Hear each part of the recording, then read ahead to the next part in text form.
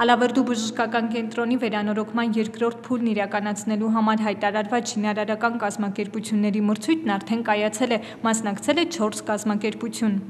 Մրցութային հանձնաժողովն այժմ ուսումնասիրում է ներկայացված փաթեթները, վերանորոգման աշխատանքները կատարելու համար ամենացածր գինն առաջարկել է Արարատի մարզի Արևշատ Ա ընկերությունը վերանորոգման երկրորդ փուլի համար նախատեսված գումարից մոտ 20 միլիոն դրամով պակաս։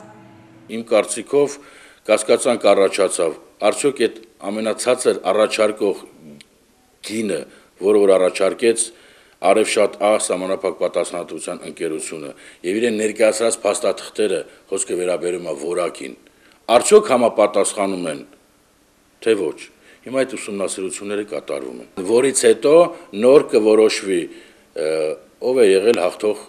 ընկերությունը եւ ինքն էլ կսկսի շարունակել հիվանդանոցային մասի երկրորդ փուլի շինարարական աշխատանքները։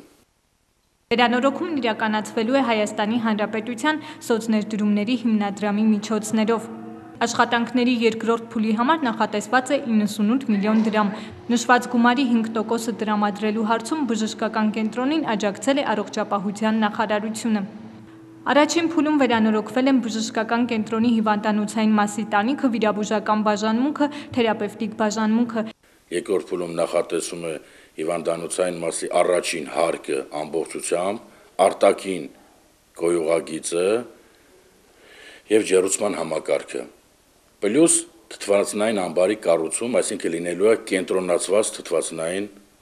մատակարարում, սպասարկում։ Այսինքն այն թթվածնային տարաները, որ կան, որը որ ընդհանրապես արգելվում է հիվանդանոցի տարածք մտցնել, այսինքն բալոնները, որ կան, ել մենք նմանատիպ բաներ ոչ վիրասրահում, ոչ ինտենսիվ պալատներում, ոչ ռեանիմացիայում նմանատիպ բաներ չենք ունենալ։